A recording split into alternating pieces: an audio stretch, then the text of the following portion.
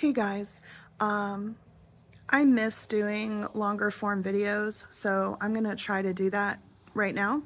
I'm still having issues sorting out my storage capacity on my devices and in my cloud, so I'm doing a little bit of an experiment. I'm not even sure how well this is gonna go today. I'm at the local park doing my daily walk on the Greenway, still working on those goals, and what I wanted to talk about in this little bit longer video is the fasting idea. It's come up in some of my shorts and questions in the comments on my shorts about my, stretch between meals. Like, why am I going so long in between, like, say, a breakfast and a dinner? Why am I skipping lunch? Why am I fasting? What's up with that? And so, as I've explained in some of my shorts, I'll just briefly recap in case you didn't see those. What I'm doing currently, I am trying to lose weight. I have about 80 to 100 extra pounds to lose, if depending on how you figure it. I think I would be ecstatic to lose 80, but it might be more ideal to lose like 100. Now, I'm not completely wrapped up in weight loss, like certainly not for aesthetics sake or anything like that. I have health issues and I'm getting older and it's all starting to compound, and I realize that I feel like my excess weight, which I have struggled with for many years, it's just, it's kind of tipping the scales, like no pun intended, but it's tipping the scales in a direction where it's just compounding my health problems. And if I could get my excess weight off of me, I think I would feel better overall, and it would help a lot of my health issues overall. So weight loss is a goal of mine, specifically fat loss.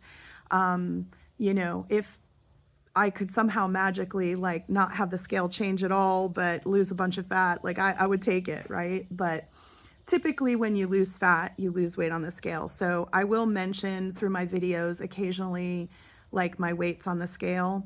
Not trying to trigger anybody. If you don't weigh in, if you don't need to do that, that's fine. But I think I'm going to use the tool as part of my data collection and management, during these efforts that I make towards my goals, specifically my health and fitness related goals.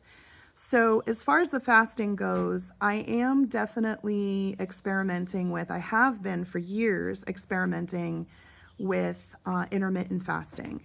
And I am by no means an expert or an authority. I would go to the sources you trust and read up on what intermittent fasting exactly is.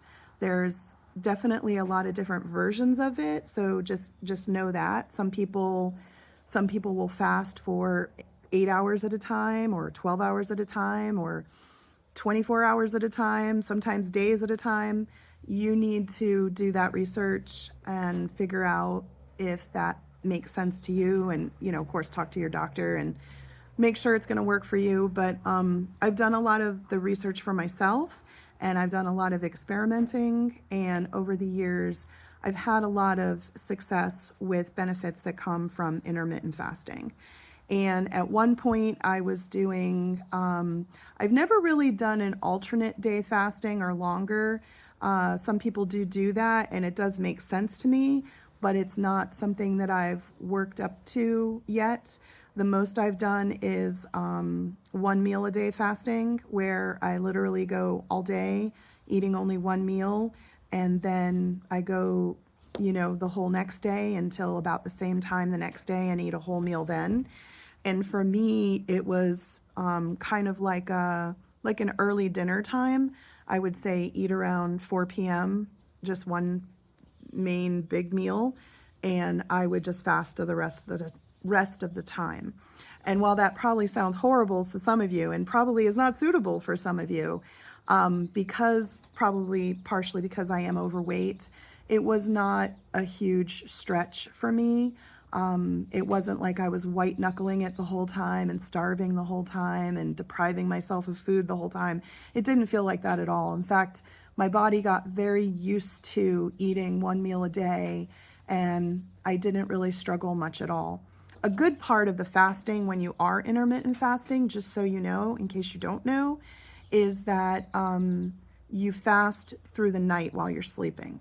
And so if you sleep for 8 hours or more or anywhere in there, like that is a good chunk of the time that you're not eating.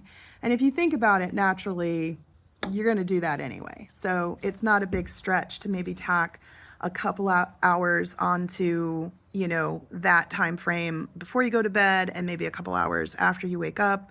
And pretty soon, you know, 8 hours becomes 12 hours of fasting. And that's a pretty decent stretch for fasting. When I was doing one meal a day fasting, I was basically fasting for like 23 hours, and then I would eat, and then I would fast for another 23 hours. And just like your body gets into the rhythms of like when you go to sleep and when you wake up, and if you need to take a nap, and you know, your body also gets into rhythms of like when you're hungry. So if it's in the habit of you eating one meal a day, you kind of get used to it. And again, it just wasn't a big deal. One thing I will say about that and fasting in general is you can't expect to eat a bunch of junk food for your meal and then go for a whole day and feel fine. You have to eat really good quality food. You have to think about it as fueling your body. So if you're going to eat one meal a day like I was, and again, this is not advice, this is just what I did. I really thought about it in terms of like, am I getting protein? Am I getting fiber? Am I getting healthy fats? Am I getting healthy like whole carbs? And, you know, if I was doing something sweeter, is it more like natural fruit based so that I don't jack my blood sugars up and spike and dip and fall and then have all those like hangry blood sugar, you know, plummets and whatever. I didn't want to deal with all that. So I started really cleaning up my eating. And so that one meal a day that I was having was a pretty good size. There's probably a lot of calories, but because I didn't really pair it with calorie counting at all at that time, I was just trying to pair it with like eating whole foods, real foods, healthy foods. And I just let myself eat as much as I want at that sitting because I was only eating one meal a day. And so when I was doing that, you know, did I see any improvements in my health? I did. I will probably talk about the improvements that I saw in my health maybe a little bit later in this video, or if I do run out of space, maybe a different video, but we'll see how it goes. This is all an experiment today. Also, I don't have any notes or cues situated here, so I apologize if I'm rambling at all or doing a bunch of type of stuff, but yeah, so basically I was changing that to 2 meals a day a couple of years ago because of some health problems that I was having, which do center around my digestion. And I didn't want to eat too much food all at once and then expect my stomach, which was having issues, to digest just like one big meal. And no, by the way, the intermittent fasting and one meal a day did not cause my stomach issues. If anything, it kind of helped heal some of them, but it helped reveal to me what some of those problems were. And so, so I decided to divide it up to 2 meals a day. And what I've been doing since then is basically like a breakfast meal and a dinner meal where I space them out because again, this was confusing to some people. When you say breakfast, a lot of people think like first thing in the morning, like you're going to get up and roll out of bed and eat. That's not really how I spaced out my 2 meals. I spaced it out more like I would get up however early in the morning, and the first thing I would do is have like a lemon ginger water, any beverage that isn't caffeinated or sugared, and my vitamins. And so that would be like what I do first thing in the morning. And yeah, that's right. I did say not caffeinated. I don't drink caffeine or anything like that. So then I would, from there, go ahead and go about my morning with my chores or my work. And then I would have my first meal, my breakfast or break fast, probably closer to noon. And again, focus on good, healthy food, whole foods, food is fuel. If you know, you're interested in specifically what that looks like, I can talk about that in other videos. But yeah, I would have that around noon, and then go about the rest of my day, and then have my dinner usually about 6. I try to have my dinner so that I'm done and finished eating by 7, because again, because of my health problems and things I can go into in other videos if you're interested. I make it a point to try not to eat late, like past 7, I'm done eating. I may have something like a cup of tea, again, no caffeine, no sugar. You know, beverages are kind of like, I can have beverages whenever I want if they're not caffeinated and sugared. So, but eating wise, I kind of stop at 7, and that was my 2 meals. And I've been doing that for a while and doing pretty good with that. But since I tried to, you know, cut out any kind of snacking, because sometimes I would, you know, kind of take a nibble of this or a bite of that or a taste of this or different like snacking in between meals. And when I was like trying to think about how I could tighten things up, it seemed to me like maybe I could try to make sure that I wasn't doing a lot of that and just stick to my meals. I was allowing myself sugar, and I've mentioned in some of the shorts that I have a little bit of an issue with that. It's like the more sugar I eat, the more sugar I want. So I've been trying to cut back on the sugar, and you know, you definitely, until you get used to it, you kind of still have those cravings and things. So I thought to help with any additional cravings or appetite, maybe I would experiment with putting another meal, like shifting my meal times, so that I would put an additional meal in there, like a third meal. And again, most people eat breakfast, lunch, and dinner, so that's not real weird, but it is different for me. I haven't been doing that for a long time. So I've been trying to shift and have like a breakfast meal around 10ish, and then a lunch meal around 1ish, and then my dinner meal, you know, by 6, and be done eating by 7. And so that's currently what I'm experimenting with. But in terms of why I am, you know, interested at all in limiting snacks or, you know, just doing 1 or 2 meals a day like I've done in the past, or any kind of intermittent fasting, is because I had mentioned earlier in this video, and my time is still going. We're at 12 minutes, but, you know, I haven't gotten the notice I'm running out of space, so I'll keep going in this video. The benefits that I've seen from doing the fasting that I've done is that I definitely feel like the more, not just the more sugar I eat, but just the more I eat in general, the more it kind of drives appetite in general. And I think that's why, you know, when you go to a restaurant and they start you out with appetizers, it's like you're going to have this whole meal, right? But they're going to bring you some small bites of something in the beginning as an appetizer to kind of get your appetite going and, you know, drive your desire to eat more the rest of your meal. And I think why that happens, from the stuff that I've read, is it has a lot to do with insulin. Whenever you know, start eating food, or even think about eating food, or anything, like when you haven't, especially when you haven't eaten in a while, and especially if you're eating things that are highly palatable, like, you know, very sugary stuff or high fat, high sugar content, it drives your insulin to spike. And whenever your insulin spikes, your appetite spikes. So I think that's what's happening. And so the more that I eat, it seemed like the more I wanted to eat. So when I started experimenting with fasting, I started to realize that that's how I realized, like, the less sugar I eat, the less sugar I crave. And it's kind of like that with most food in general.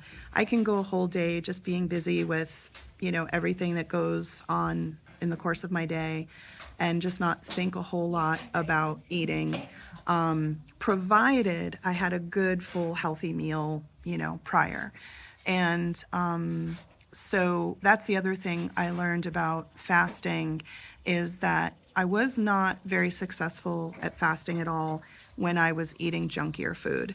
When I was eating like higher sugar content or higher processed food, like substance content, any kind of fast food, junk food, snack food.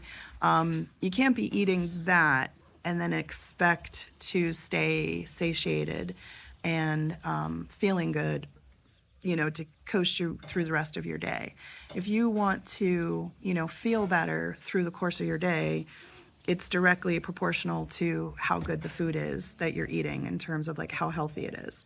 So I started looking at food in terms of like nutrient content, like everything I'm going to eat, like what nutrients is this going to provide me? And am I eating a good variety of food so I get a good variety of nutrients? And if I think of it that way and I eat that way, then I have better success with fasting. So, of course, then if you are fasting longer and eating less overall, then you're taking in less calories overall. That can boost weight loss. So, I've definitely seen some success with that. And I've also noticed that some of the health problems that I have, like related to my digestion, my breathing, things like that, those also feel better when I've been doing more fasting. It really feels like the more fed I am, the more overfed I am, the more trouble I have with my digestion or my breathing or whatever. So I definitely noticed when I was experimenting with fasting, that's where I said in one of my shorts that if like today, I'm walking without having eaten anything at all yet today. And this is easier for me to do this 2-mile walk than if I had had a full meal and then tried to go walking 2 miles. I do think, that being said, as I've said in some of my other shorts, it is really good to walk after meals too. But the guidance that I've seen is you don't want to do like an arduous, like intense workout or walk right after your meal, but definitely a nice stroll after a meal is definitely boosts and helps digestion as well. But in general, if I'm going to do a big workout or a big walk or anything like that, I feel better to do it in a fasted state and then eat afterward. Another thing that I noticed from doing fasting, and I'm sure a good part of it is the combination of like not just the fasting itself, but trying to combine the fasting with good food, is that I've had a decrease in inflammation. So, like if I usually have muscle or joint pain or inflammation in my breathing, when I started doing more and more fasting, I started to have a noticeable, like measurable drop in how much inflammation I was having. So that was huge, because then it's like the better you feel, the more you feel like you can do, right? Like if you're in total pain or discomfort, you're not going to be very motivated to like try to go out and walk every day. But so yeah, a decrease in the inflammation was another benefit. Another benefit was I should probably say something about the mindset, right? Because I think those chemicals that drive hunger, things like insulin, which are driven by like the more you eat, the more that spikes, and so then the more hungry you are. I think that as you start like taking away a lot of those chemicals, because you're taking away a lot of those triggers for spikes in those hormones, you start taking away a lot of the food noise. At least that's how it works for me. And so that's part of why I can go, a whole day with just a meal or two and not think so much about food all the time, because I'm not having those chemicals spike in my brain. So I'm not having those like biological imperatives to like go eat this or go eat that. So that was pretty cool. And if you think about fat loss, because you're someone like me who is interested in weight loss, specifically fat loss, the best way to kind of use what you already have stored in your system is to not put a whole lot more in, right? You want to be smart about it, because you also don't want to